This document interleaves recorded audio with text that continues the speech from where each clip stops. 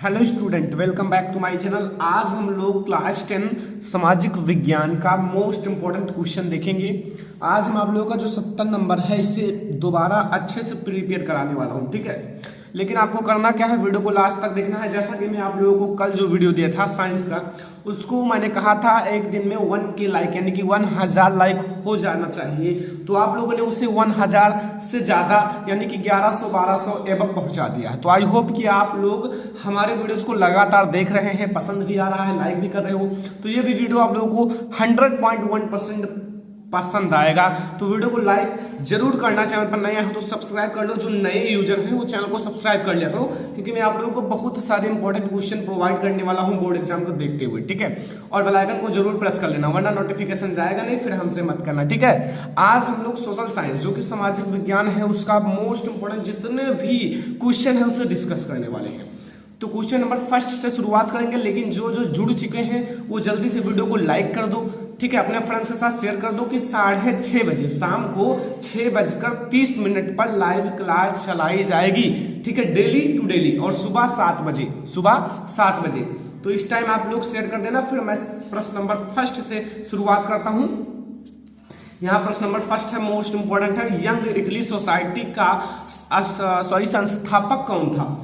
एक नाम है यंग इटली सोसाइटी, एक सोसाइटी थी, ये यंग इटली का नाम था। तो ये एक सोसाइटी थी जिसका संस्थापक कौन था, इसका मतलब प्रस्तावन कौन किया था, ठीक है। जैसे आप लोग जानते हो ना, तो यहाँ आपके पास ऑप्शन है ए गैरीबाल्डी, बी मेजनी, सी बिस्मार्क, डी काबूर। तो इसमें से जो भी सही हो वो आप लोग कमेंट कर दो जल्दी जल्दी। फिर मैं आपको अगला क्वेश्चन बताता हूं, लेकिन जल्दी से कमेंट कर दो, ठीक है। फिर हम लोग अगला क्वेश्चन जरूर देखेंगे। देखो आज 4 ऑप्शन ऐसे बोर्ड एग्जाम में होंगे, जो सही होगा उस पर आपको टिक लगाना है, ठीक है। तो पहला क्वेश्चन का जो सही आंसर होगा वो होगा मेजनी। क्या होगा? मेजनी, ठीक है। इसका सही आंसर होगा, कभी भी भूलना मत, इसका सही आंसर होगा मेजनी। यंग इटली सोसाइटी का संस्थापक कौन था? मेजनी था। समझ में आया? समझ में आ गया हो तो बहुत ही अच्छा, ना समझ में आया तो वीडियो को दोबारा पीछे करके देख लो, ताकि एक नहीं 4 बार देखोगे तो पक्का ही समझ में आ जाएगा, ठीक है। जो क्वेश्चन ना समझ में आए वीडियो को थोड़ा पीछे कर लिया करो, दोबारा देख लिया करो, ठीक है, क्योंकि पक्का आपको समझ में आ जाना चाहिए, क्योंकि ये सब क्वेश्चन आपके बोर्ड एग्जाम में हिट करने वाले हैं। दूसरा क्वेश्चन आप लोग देख लो, फ्रांस की क्रांति हुई। देखो आपकी हिस्ट्री जो है ना सामाजिक विज्ञान, उसमें एक हेडिंग होगा फ्रांस की क्रांति, जो कि मोस्ट इंपॉर्टेंट है। और उसमें एक छोटा सा टॉपिक पूछा है कि फ्रांस की क्रांति कब हुई, किस सन में हुई थी, ठीक है। जैसे किसी का जन्म होता है, किसी की मृत्यु होती है, 1908, 2002, तो ये सब होता ना। तो इसमें बता रहा है कि फ्रांस की क्रांति हुई कब हुई, ये आपको बताना है। 1788 ईस्वी, 1789 ईस्वी, 1990 या 1785 ईस्वी। 4 ऑप्शन है, जो सही हो वो आप लोग कमेंट कर दो, फिर मैं आगे बढ़ूंगा, ठीक है। तो इसका जो सही आंसर होगा वो होगा 1789 ईस्वी। क्या होगा? 1789 ईस्वी। देखो आप लोगों को मैं लिखकर समझा रहा हूं कि स्टूडेंट, हर एक स्टूडेंट समझ जाए, ठीक है। ऐसा आप लोगों को कोई नहीं पढ़ाएगा, आपको पीडीएफ से पढ़ा देंगे किसी और से, लेकिन मैं आप लोगों को अच्छे से लिखकर समझा दूंगा कि आप लोगों को पूरा कॉन्सेप्ट क्लियर हो जाए, ठीक है। दूसरा देखो, करो या मरो, करो या मरो, यहाँ आप एक कॉमा लगा दो तो ज्यादा बेटर लगेगा, सुंदर। देखो करो या मरो का नारा किसने दिया था? ये एक करो या मरो नाम सुना होगा, ठीक है। करो या मरो का नारा किसने दिया था? नाम है सुभाष चंद्र बोस का, या एक कह सकते हो बी भगत सिंह, सी महात्मा गांधी, डी आजाद, या फिर चंद्रशेखर आजाद, कुछ भी कह सकते हो, ये शॉर्ट में मैंने लिख दिया है। तो फिर आप लोग इसका आंसर तो जानते होंगे। देखो करो या मरो, महात्मा गांधी जो थे ना, उन्होंने कहा था करके दिखाओ या फिर मर जाओ। मतलब करो या मरो, मतलब आप कुछ करो या फिर मर जाओ, अगर ना करोगे तो मरे हुए के बराबर होंगे। तो करो या मरो का नारा किसने दिया था? महात्मा गांधी जी ने, ठीक है, हमारे बापू जी ने दिया था। कौन? बापू जी, ठीक है, महात्मा गांधी। समझ में आया? हर एक क्वेश्चन समझ में आ जाना चाहिए, मोस्ट इंपॉर्टेंट है, ठीक है। 3 नंबर क्वेश्चन तक हो गया। अब 4 नंबर क्वेश्चन आता है, आपके सामने आ गया है। असहयोग आंदोलन का मुख्य कारण क्या था? अगर कोई भी आंदोलन होता है, कोई भी लड़ाई होता है, तो मुख्य कारण होता है, उसका कोई कारण होता है, ठीक है। जैसे गांव में लड़ाई होती है तो उसका भी कोई कारण होता है, ठीक है। तो वैसे असहयोग आंदोलन हुआ था, एक बड़ा आंदोलन, उसका कारण क्या था? देखो रॉलेट एक्ट या खिलाफत आंदोलन या प्रथम विश्व युद्ध या द्वितीय विश्व युद्ध, 4 ऑप्शन है। अब सोचो, प्रथम विश्व युद्ध तो हो नहीं सकता क्योंकि बहुत बड़ा युद्ध था, इसमें कोई छोटा सा काम नहीं है आंदोलन का।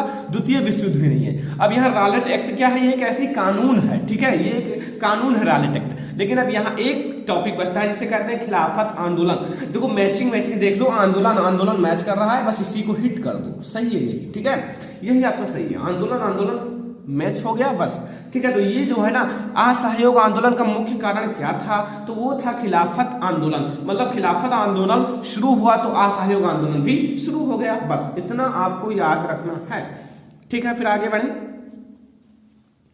जल्दी से सभी लोग वीडियो को लाइक कर दो, ठीक है। फिर हम लोग आगे बढ़ेंगे।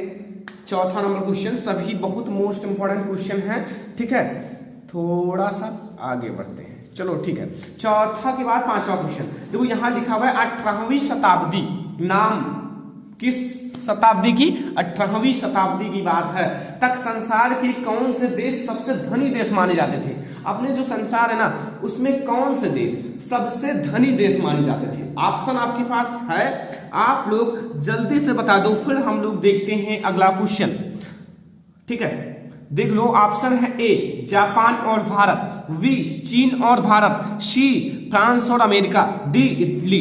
तो कौन सा चाहिए, इसका सही आंसर है चीन और भारत। जैसा कि आपको पता है ना कि भारत को पहले क्या कहा जाता था, सोने की चिड़िया, ठीक है, ये सोने से भरा हुआ था। लेकिन क्या हुआ, तो आपको बीच में हिस्ट्री पढ़ना पड़ेगा, बहुत कुछ हुआ, वो आप लोग ना जानो, यहाँ आप लोग जो आंसर है उसे जान लो। चीन और भारत जो थे ना 18वीं शताब्दी तक सबसे धनी कंट्री माने जाते थे, सबसे धनी, ठीक है, समझ में आ गया ना। फिर आगे बढ़े 6वां नंबर क्वेश्चन तक, पेज को पलट लें। चलो फिर 7वां नंबर क्वेश्चन से शुरुआत करते हैं, सॉरी 6वां नंबर क्वेश्चन से। अफ्रीका में किस बीमारी के प्रसार से अधिकांश जानवरों की मृत्यु हो गई। देखो अफ्रीका में एक बीमारी चली थी जिसके कारण बहुत सारे जानवर की मृत्यु हो गई थी। अब वो कौन सी बीमारी है तो आप लोग बताओ, ठीक है, वो कौन सी बीमारी है। देखो एक है प्लेग, बी है मलेरिया, सी है रीडर पेस्ट या डी है फीवर। इसका सही आंसर स्टूडेंट वो होगा रीडर पेस्ट। बहुत मोस्ट इंपॉर्टेंट क्वेश्चन है ये सब, ठीक है। तो सभी लोग नोट कर लो और जो आपको पसंद आए तो वीडियो को लाइक कर दो बस। देखो यहाँ आपका 7वां नंबर क्वेश्चन बहुत अच्छा एक क्लास होने वाला है, बहुत ही स्पेशल क्लास है, ठीक है, क्योंकि बहुत सारा क्वेश्चन आने वाला है इस वीडियो में। देखो भूमि एक संसाधन है, भूमि जो है ना एक संसाधन है, मतलब ये एक संसाधन है, लेकिन कौन सा संसाधन है ये तो बताओ। प्राकृतिक या सौर ऊर्जा से निर्मित या मानव निर्मित या प्राकृतिक, सॉरी इसे आप 2 प्राकृतिक हो गए, तो यहां कुछ और कर दें या फिर समझ जाओगे, हटा दें, चलो रहने दो। देखो इसका जो सही आंसर होगा वो तो होगा प्राकृतिक, क्योंकि मानव ने तो भूमि को बनाया नहीं है और सूर्य ने ना भूमि को बनाया, सूर्य की ऊर्जा से तो ये निर्मित नहीं हुई है, और ये जो है प्राकृतिक देन है। तो इसका जो सही आंसर होगा वो प्राकृतिक होगा, तो ये प्राकृतिक सही होगा और इसका मैं नाम चेंज कर देता हूं, ठीक है।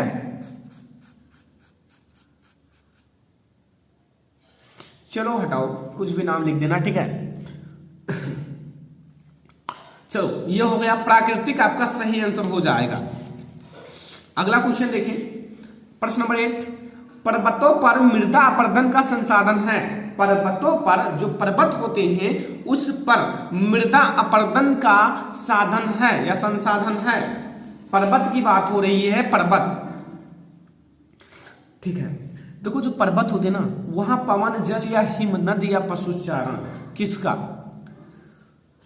इसका सही आंसर स्टूडेंट होगा ना हिमनद।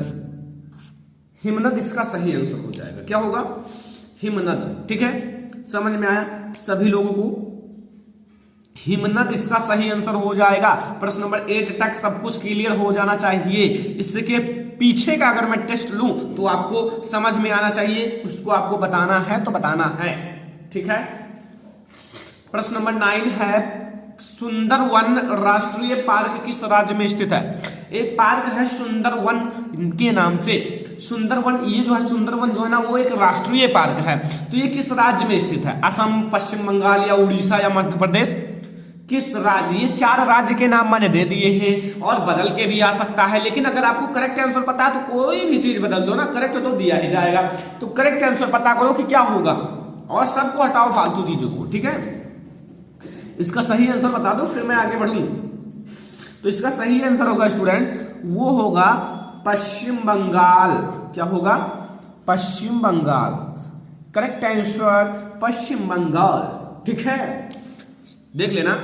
अगला है 10वां नंबर क्वेश्चन, भारत विश्व दृष्टि मात्रा का कितना प्रतिशत प्राप्त करता है? भारत विश्व दृष्टि मात्रा का कितना % प्राप्त करता है? भारत विश्व वृष्टि, वाह है वृष्टि मात्रा का कितना प्रतिशत प्राप्त करता है? 6%, 4%, 8%, 10%? क्या होगा?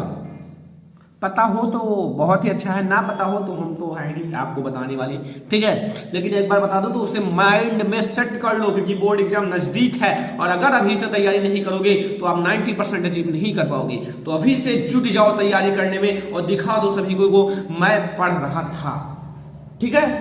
चलो फिर शुरुआत करते हैं। इसे 4% होगा, ठीक है, 4% होगा। अगला, निम्नलिखित में से कौन सी रबी की फसल है? एक नाम आप लोगों ने सुना होगा, रबी की फसल, खरीफ फसल, ये सब फसलें सुना होगा, लेकिन यहां आपको बताना है धान, गेहूं, बाजरा, मक्का, इसमें से आपको क्या बताना है कि इसमें से रबी की फसल कौन सी है? रबी की फसल, ठीक है। पता है आप लोगों को? आई होप कि पता होगा, क्योंकि इन सबको 1-2 बार पढ़ा भी दिया गया है। तो नहीं पता हो तो मैं तो बताऊंगा। इसका जो सही आंसर होगा वो होगा गेहूं। देखो बहुत ही मेहनत करना पड़ता है इसे लिखने में, क्योंकि मैं आप लोगों को पढ़ाना चाहता हूं सबसे ज्यादा स्पेशल। मेरी क्लास हो जो भी हो, स्पेशल हो चाहे कम हो, तो प्लीज वीडियो को शेयर भी कर दिया करो, चैनल पर नया हो सब्सक्राइब भी कर लिया करो, वीडियो को लाइक कर दिया करो जल्दी जल्दी। और आप लोग अब इसे 2000 लाइक तक पहुंचाओ, क्योंकि एक एक छोटे छोटे तिनके से सब कुछ होता है। डायरेक्ट आप माउंटेन पे नहीं पहुंच जाओगे, पहले छोटे छोटे क्वेश्चन देखो तब बड़े क्वेश्चन को सोचो, ठीक है। या नहीं कि डायरेक्ट आप बड़ा पे ही कूद पड़ो, ठीक है। 12 क्वेश्चन, भूदान आंदोलन किसके द्वारा आरंभ हुआ? भूदान आंदोलन एक है, भूदान आंदोलन, भूदान आंदोलन किसके द्वारा आरंभ हुआ? देखो भूदान आंदोलन आप लोगों ने नाम सुना होगा, भूमि का दान। भूदान आंदोलन किसके द्वारा शुरुआत हुआ? महात्मा गांधी, विनोबा या इंदिरा गांधी या नेहरू या जवाहरलाल नेहरू, कुछ भी नाम कह सकते हो। तो किसके द्वारा शुरू हुआ था ये मैं आपको बता दूं, ये शुरू हुआ था विनोबा भावे के द्वारा। इनका नाम है विनोबा, ठीक है, इनके द्वारा ये शुरू हुआ था। तो क्वेश्चन नंबर 12 तक समझ में आ गया ना, ठीक है। चलो मैं एक क्वेश्चन आगे 12 के आगे किया था, उसका आंसर बताओ। अफ्रीका में किस बीमारी के प्रसार से अधिकांश जानवरों की मृत्यु हो गई? अफ्रीका में किस बीमारी के प्रसार से अधिकांश जानवरों की मृत्यु हो गई? ऑप्शन तो दूंगा नहीं, क्योंकि ऑप्शन मैंने आप लोगों को पहले दे दिया था। तो इसका आप लोग हमें कमेंट बॉक्स में इसका आंसर बताओ। फिर दूसरा, पर्वतों पर मृदा अपरदन का संसाधन है। पर्वतों पर मृदा अपरदन का संसाधन है, इसको भी आपको कमेंट बॉक्स में बताना है। इसका मैं ऑप्शन नहीं दूंगा, इन दोनों का ऑप्शन नहीं दूंगा, इसे आप कमेंट बॉक्स में बताओ। और इससे 12 क्वेश्चन से पहले इसे करा दिया गया है। तो चलो फिर आगे बढ़ते हैं। 13 नंबर क्वेश्चन आपके सामने आ चुका है। भारत में पवन ऊर्जा का विशाल केंद्र कहां स्थित है? जो भारत है, भारत में पवन ऊर्जा का विशाल केंद्र कहां स्थित है? उत्तराखंड, हिमाचल प्रदेश या फिर तमिलनाडु या राजस्थान? भारत में बात की गई है, ये इनके 4 स्टेट हैं भारत के, तो इसमें बताओ कहां स्थित है। तो इसका जो सही आंसर होगा वो होगा भारत में जो पवन ऊर्जा वो तमिलनाडु में स्थित है। पवन ऊर्जा तमिलनाडु में, ठीक है। झरिया प्रसिद्ध है, एक नाम है झरिया। झरिया किसके लिए प्रसिद्ध है? जैसे आप लोगों ने सुना होगा उस जगह पे क्या है, ज्यादातर कोचिंग खुले हुए हैं, उस जगह पे ज्यादातर सब्जियों की दुकान है। ऐसे यहाँ झरिया जो है ना, ये किसके लिए प्रसिद्ध था? लौह अयस्क के लिए या बॉक्साइट के लिए या कोयले के लिए या लोहा के लिए? 4 ऑप्शन है, 4 में से जो सही है वो बताओ बस। ज्यादा फोकस आप करेक्ट आंसर पे दिया करो। जो करेक्ट ऑप्शन है, जो करेक्ट ऑप्शन है उस पर ज्यादा फोकस करो। जैसे अब मैं जो इसमें बताऊं ना करेक्ट, उस पर तुरंत फोकस करो, 10 बार रट लो कि यही होगा यही होगा यही होगा। बस जो कुछ सामाजिक विज्ञान रटने का विषय है, सर रटो, समझोगे तो बहुत अपार है, समझते चले जाओ, नहीं समझ में आएगा। तो ये जो है स्टूडेंट कोयला के लिए प्रसिद्ध है। किसके लिए? कोयला के लिए। अगला, निम्नलिखित में से किस वस्तु का निर्यातक भारत नहीं है? मतलब इस वस्तु का निर्यातक नहीं है। काफी, तंबाकू, चाय, उर्वरक। 15 नंबर क्वेश्चन है, ठीक है। हर एक आपको क्वेश्चन लगभग 1 मिनट में बता दिया जाता है। 15 मिनट में 15 क्वेश्चन हो चुके हैं। ऐसे आप लोगों को पढ़ाया जाएगा धीरे धीरे अच्छे से कि आप लोग यार सबसे अच्छा करके दिखाओ, सबसे अलग रहो हमारे स्टूडेंट जो हो, ठीक है। निम्नलिखित में से किस वस्तु का निर्यातक भारत नहीं है? तो वो जो उर्वरक होता है ना, इसका निर्यातक भारत नहीं है। श्रीलंका जो है ना स्वतंत्र राष्ट्र कब घोषित हुआ? जो श्रीलंका है, श्रीलंका नाम सुना होगा। श्रीलंका स्वतंत्र राष्ट्र कब घोषित हुआ? 1950 में या 1947 में, 1948 में, 1950 में, 1940 में? तो इसका जो सही आंसर होगा वो है 1948 में। कब? 1948 में श्रीलंका स्वतंत्र राष्ट्र घोषित किया गया। समझ में आ गया? बिल्कुल, थोड़ा सा भी कंफ्यूजन ना हो, ठीक है। फिर हम लोग अगले क्वेश्चन में चलते हैं। 17 नंबर क्वेश्चन आपके सामने है। देश की अखंडता तथा एकता के लिए आवश्यक है। जो देश है, देश की अखंडता तथा एकता, एकता से रहो, एकता में बल है, ये सब सुना होगा। एकता के लिए आवश्यक है। 4 ऑप्शन है, 4 में से क्या चीजें आवश्यक हैं? का सत्ता की साझेदारी, खा राजतंत्र, गा सत्ता का विभाजन, घा कोई नहीं। कोई नहीं तो बिल्कुल नहीं होगा, क्योंकि इसमें से जो उपयोगी है वो मैं बताऊंगा कि जो आवश्यक है। अब क्या आवश्यक है वो आप लोग जानते होंगे कि जो साझेदारी है ना सत्ता का, अगर सत्ता का साझेदारी रहे ना तो देश की अखंडता तथा एकता बनी रहती है, और अगर ना हो ना तो इसे बट जाएंगे। लेकिन बनाए रखना चाहिए, क्योंकि एकता में बल है, एकता में शक्ति है, ठीक है। कहानी सुना होगा, बुढ़े ने, जो एक बूढ़ा था वो 4 बेटे को ऐसे एक एक लकड़ियां दिया था और कहा तोड़ो, उसको तोड़ दिया, सब ने तोड़ दिया। लेकिन जब उन छोटी छोटी टुकड़े जो उन्होंने तोड़ा, ठीक है, बच्चों ने अच्छे से तोड़ दिया, लेकिन जब उस छोटे छोटे टुकड़ों को इकट्ठा करके एकता बनाया गया, मतलब सभी को इकट्ठा किया गया और कहा तोड़ो, अब नहीं तोड़ पाए। तो यहां से आपको पता चलता है कि एकता में बल है, ठीक है। 8वां, वर्तमान भारतीय संघ प्रणाली में कितने केंद्र शासित प्रदेश हैं? कितने केंद्र शासित प्रदेश हैं स्टूडेंट? सुना होगा ये क्वेश्चन। 9 है या खा 8 है या गा 10 है या घा 7 है? देखो, अगर केंद्र शासित प्रदेश की बात की जाए वर्तमान भारतीय संघ प्रणाली में, तो अभी वर्तमान में इस समय प्रेजेंट टाइम 8 है। कितने हैं? 8, ठीक है, वर्तमान की बात की गई है। और 19 नंबर क्वेश्चन, भारतीय संविधान की 18वीं अनुसूची में कितनी भाषाओं का समावेश है? देखो, 18वीं सूची की बात की गई है, 18वीं अनुसूची की, ठीक है। बहुत सारे अनुसूचियां हैं, लेकिन यहाँ केवल 18वीं अनुसूची की बात की गई है और इसमें पूछा गया है कि कितनी भाषाएं हैं। का 20, खा 24, इसे गा का लो, गा 22, घा 26।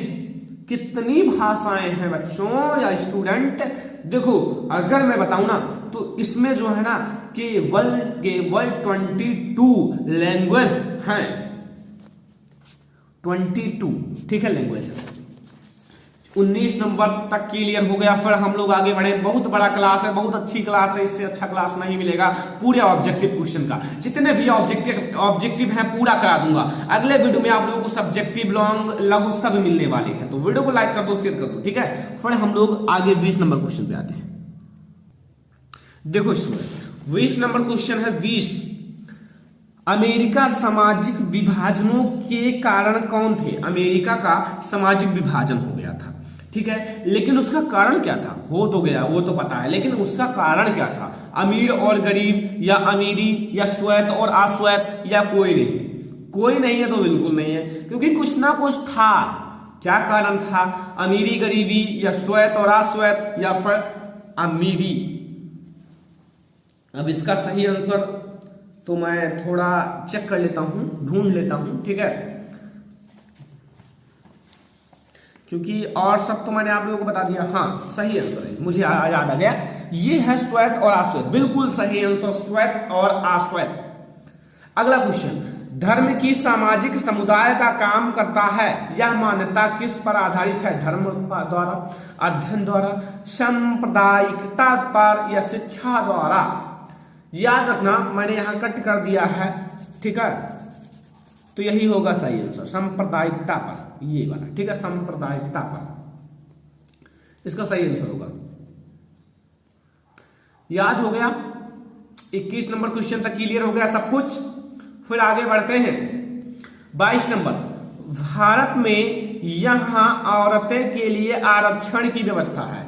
इंडिया में औरत के लिए आरक्षण की व्यवस्था है। लोकसभा, या मंत्रिमंडल, या विधानसभा, या पंचायती राज की संस्थाएं? तो लोकसभा में तो कोई आरक्षण है नहीं, मंत्रिमंडल में भी कोई आरक्षण की बात नहीं है, विधानसभा में भी कोई आरक्षण की बात नहीं है। जो पंचायती राज संस्थाएं हैं ना, उसी में ये सब बात की गई है, तो इसका सही आंसर होगा पंचायती राज सभा या संस्थाएं। अगला प्रश्न नंबर 23, नेपाल में लोकतंत्र की स्थापना हुई। नेपाल जो देश है उसमें लोकतंत्र की स्थापना हुई है, तो कब हुई है ये बताओ। नेपाल में जो लोकतंत्र की स्थापना है स्टूडेंट, वो 2005 में हुई है, या फिर 2008 में हुई है, या 2015 में, या 2005 में। ये लिखा हुआ है 2018 में, ये मैंने कर दिया है 2018 में। तो बताओ जल्दी से कौन सा सही आंसर होगा? नेपाल की बात की गई है, सही आंसर होगा 2008 ईस्वी में, 2008 ईस्वी, ठीक है। 24 नंबर क्वेश्चन, लोकतांत्रिक सरकार में सभी नागरिक हैं। लोकतांत्रिक सरकार की बात की गई है, तो लोकतांत्रिक सरकार में सभी आदमी हैं एक समान, अच्छे बुरे अलग अलग। तो बुरे आदमी तो है नहीं, और सभी अच्छे भी नहीं है, और सभी अलग अलग भी नहीं है, तो है क्या? वो है एक समान, सभी आदमी एक समान है। क्या है? एक समान है। कौन? लोकतांत्रिक सरकार में केवल लोकतांत्रिक सरकार की बात की गई है, ये नहीं कि आपके गांव में सब एक जैसे हैं, नहीं, केवल लोकतांत्रिक सरकार की बात की गई है, ठीक है।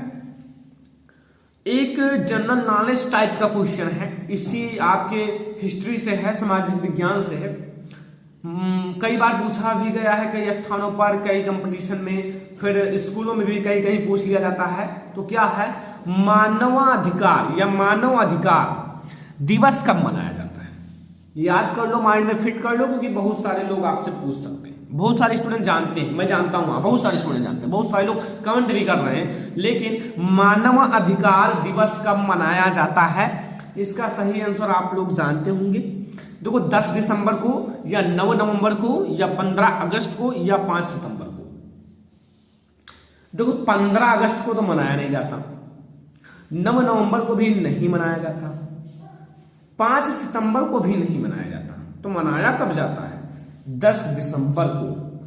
अभी दिसंबर, जनवरी चल रहा है, दिसंबर में ये मनाया जाता था। 10 दिसंबर को मानव अधिकार दिवस मनाया जाता है, मानव का अधिकार, ठीक है। यहां से ये क्वेश्चन पक्का रिपीटेड क्वेश्चन है, कई बार आया हुआ है, तो इसे जरूर पढ़ लेना, ठीक है। क्योंकि सामाजिक विज्ञान इसी के लिए होता ही है कि स्टूडेंट को कुछ अलग जानकारी दी जाए, राजनीतिक जानकारी दी जाए, कि वो आगे चलकर एक कुछ करके दिखाएं, चाहे राजनीतिक क्षेत्र में चाहे जहां। तो यहाँ कुछ सामान्य ज्ञान के भी क्वेश्चन दिए जाते हैं कि सामान्य ज्ञान का दे दिया जाए, स्टूडेंट इसे पढ़ेंगे, जरूर पढ़ेंगे, और पढ़ेंगे तो फिर उसमें भी कुछ आगे जाएंगे।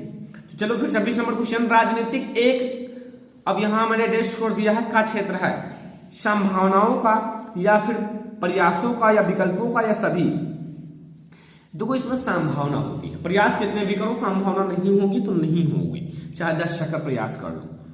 और ये तो है नहीं कि हार्ड परिश्रम करो और आपको सफलता मिल जाएगी, कोई परीक्षा तो थोड़ा नहीं। तो इसमें जो है ना स्टूडेंट, ये संभावनाओं का है, ठीक है, संभावनाओं का। 26 नंबर संभावनाओं का, टिक लगा लो सभी लोग। फिर हम लोग आगे बढ़े 27 नंबर क्वेश्चन, बहुत बढ़िया क्लास है, इससे अच्छा क्लास नहीं मिलेगा, क्योंकि स्टूडेंट जितने भी ऑब्जेक्टिव क्वेश्चन है सबको मैंने एक ही क्लास में ले लिया है। फिर हम लोग अगले क्लास में बहुत अच्छे क्वेश्चन देखेंगे जो भी आपके बोर्ड एग्जाम में आएंगे, ठीक है। लाइक कर दो सभी स्टूडेंट, जो जुड़े हो लाइक कर दो, चैनल को भी सब्सक्राइब कर लो जो नए हैं, क्योंकि आप लोगों को बहुत अच्छी क्लास इस समय प्रोवाइड की जा रही है, ठीक है। सुबह आपको मैथ की क्लास सब दी जा रही है 2 दिन से लगातार। अब आपको इस समय बहुत अच्छे क्लास शाम को 6:30 बजे दिया जाता है। 27 नंबर क्वेश्चन आपके सामने है, निम्न में से किस राज्य की प्रति व्यक्ति आय सर्वाधिक है? हरियाणा, बिहार, मेघालय, राजस्थान। किस राज्य की प्रति व्यक्ति आय, यहां नाम क्या दिया गया है, नाम देख लेना, मेन यही है कि प्रति व्यक्ति आय की बात की गई है, और प्रति व्यक्ति आय किस राज्य की सबसे अधिक है? भारत में, पता है? देखो जो प्रति व्यक्ति आय है वो सर्वाधिक सबसे ज्यादा हरियाणा का है। किसका है? हरियाणा का। टिक लगा लो सभी स्टूडेंट, टिक लगा लो। 28 नंबर क्वेश्चन है, निम्नलिखित में से किस औसत आय भी कहते हैं? किसे औसत आय भी कहते हैं? देखो औसत आय का अर्थ है कि जितने भी व्यक्ति हैं उनका आप प्रति व्यक्ति आय निकाल लो, जितने भी व्यक्ति हैं उनका आय निकाल लो, प्रति व्यक्ति आय, यानी कि प्रति मतलब एक व्यक्ति का आय मतलब आय निकाल लो, वही औसत आय है, ठीक है। समझ में आया? प्रति व्यक्ति आय को ही औसत आय कहते हैं। इन सबको कुल आय या राष्ट्रीय आय, ये सब गलत मान दो, ठीक है। इसमें जो आंसर होगा वो प्रति व्यक्ति आय होगा, ठीक है। 29 नंबर क्वेश्चन, कौन सा क्षेत्रक सबसे अधिक रोजगार देता है? यहां मैंने 3 क्षेत्रक का नाम लिखा है, प्राथमिक क्षेत्रक, द्वितीयक क्षेत्रक, तृतीयक क्षेत्रक, या इन तीनों में कोई नहीं, या फिर यहां लिख सकते हो कोई नहीं, या इनमें से कोई नहीं, ये कुछ भी लिख सकते हो, बोर्ड एग्जाम में आता है इनमें से कोई नहीं, ठीक है। तो इसमें जो होगा सही आंसर होगा वो मैं बताऊं। देखो कौन सा क्षेत्र सबसे अधिक रोजगार देता है, इसमें जो सबसे अधिक रोजगार आपको देता है ना, वो कौन देता है? वो आपका है प्राथमिक क्षेत्रक, सबसे अधिक रोजगार देगा। रोजगार के मामले में प्राथमिक क्षेत्रक सबसे बढ़िया है, ठीक है, प्राथमिक क्षेत्रक। 30 नंबर, बहुराष्ट्रीय कंपनियों द्वारा किए गए निवेश को कहते हैं। जो बहुराष्ट्रीय कंपनियां हैं उनके द्वारा किए गए निवेश को कहते हैं। देखो जो बहुराष्ट्रीय कंपनियां हैं उनके द्वारा किए गए निवेश को क्या कहते हैं? उत्पादन या विदेशी निवेश या व्यय या वितरण। देखो ये इसका नाम ही है बहु, मतलब बहुत सारी राष्ट्रीय कंपनियों द्वारा किए गए निवेश को क्या कहा जाता है? उसे कहा जाता है विदेशी निवेश। विदेशी निवेश याद रखना, छोटा सा है क्वेश्चन। विदेशी निवेश, क्लास बहुत ही लंबा होता जा रहा है, ठीक है। देखो निम्नलिखित में से उत्पादन का साधन है पूंजी, लाभ, सेवाएं, कर। देखो अगर उत्पादन की बात की जाए तो पूंजी नहीं है तो कुछ नहीं है। आपको दुकान खोलना है तो पूंजी की आवश्यकता पड़ेगी, आपको स्टडी करना है तो भी पूंजी की आवश्यकता पड़ेगी, ठीक है। तो यहां पूंजी सबसे बड़ा है, कर लोगे तो कर लोगे, ले हैं तो उसे देना पड़ेगा, सेवा करोगे तो थोड़ा धन मिलेगा, लाभ जब आपको पूंजी लगाओगे तभी तो लाभ मिलेगा, कि वैसे लाभ मिल जाएगा। लास्ट नंबर क्वेश्चन देख लो, क्योंकि अब ऑब्जेक्टिव क्वेश्चन का क्लास ये था। ऑब्जेक्टिव जितने भी क्वेश्चन थे 32 क्वेश्चन, इससे बाहर कुछ नहीं आएंगे। 32 क्वेश्चन आप लोग कंप्लीट कर लो, ठीक है। इससे आप 12 या 16 क्वेश्चन और कंप्लीट 50 तक पहुंचा लो, ठीक है, और कहीं से लिख लेना, ठीक है। भारत में उपभोक्ता संरक्षण अधिनियम पारित किया गया, तो इसका सही आंसर होगा स्टूडेंट, वो है 1986 में। तो स्टूडेंट इस क्लास में मैंने किया क्या कि जितने भी ऑब्जेक्टिव क्वेश्चन थे वो करा दिया है। बहुत सारे स्टूडेंट ऐसे थे कि देखो यहां मैं आगे चलता हूं, देखो अब की बार 90 बार, देखो अगर 90% लाना है तो क्लास से जुड़ जाओ शाम को 6:30 बजे, 6:30 पर, सुबह 7 बजे, ठीक है। और क्लास 10 सामाजिक विज्ञान की तैयारी आपको हमारे चैनल पर लगातार कराई जा रही है। 70 नंबर बिल्कुल पक्का। आज आपको ऑब्जेक्टिव क्वेश्चन करा दिया गया है, जितने भी ऑब्जेक्टिव क्वेश्चन थे। अब आपको और भी क्वेश्चन अगले क्लास में कराई जाएगी, ठीक है। इतना आज का जो था ना, इसे पढ़ो, इसके बाद जो ना समझ में आए कमेंट करो, उस पर वीडियो दूसरा बनाया जाएगा, और वीडियो को शेयर कर दो, ठीक है। देखो 70 नंबर पक्का हो जाएगा, लेकिन आप लोग जब डेली क्लास में जुड़ोगे। कल के बाद परसों फिर एक क्लास चलेगा सामाजिक विज्ञान का, उसमें सभी स्टूडेंट जल्दी से जुड़ जाना। कल दूसरे सब्जेक्ट का क्लास चलेगा, ठीक है। तो सभी स्टूडेंट को जुड़ जाना है, लेकिन प्लीज वीडियो को शेयर कर दो कि सभी स्टूडेंट जान सके कि सरमन लेक्चरर चैनल पर क्लास 10 की पूरी तैयारी ऑल सब्जेक्ट की कराई जा रही है। और वीडियो को लाइक इतना कर दो कि इस लाइक को 2000 तक ले जाओ, केवल एक दिन में, कल तक 2000 लाइक करा दो, क्योंकि आप लोगों को वीडियो को इतना शेयर कर देना है, इतना लाइक करना है कि ये 2000 जल्दी से पहुंच जाए। करना क्या है, वीडियो को लाइक करना है, वीडियो को शेयर करना है। चैनल पर नए आए हो तो सब्सक्राइब कर लो, ठीक है। जो नए आए जल्दी जल्दी सब्सक्राइब कर लो, इससे अच्छी तैयारी कहीं नहीं कराई जाएगी। मैं आप लोगों को अपने हैंड रिटन नोट से करा रहा हूं, इसका पीडीएफ कहां मिलेगा वो मैं आप लोगों को बाद में मुफ्त यानी कि फ्री में प्रोवाइड करूंगा। कुछ दिन आप लोग इंतजार कर लो, ठीक है। फिर पीडीएफ तो आपको मिलेगा, सब कुछ मिलेगा, केवल चैनल से जुड़ना है। चैनल को जुड़ने के लिए चैनल को सब्सक्राइब करना है, वीडियो को लाइक करना है, वीडियो को शेयर करना है, बस। तो वीडियो पसंद आया तो इस वीडियो में फिलहाल इतना ही। तब तक के लिए धन्यवाद, टेक केयर, वंदे मातरम।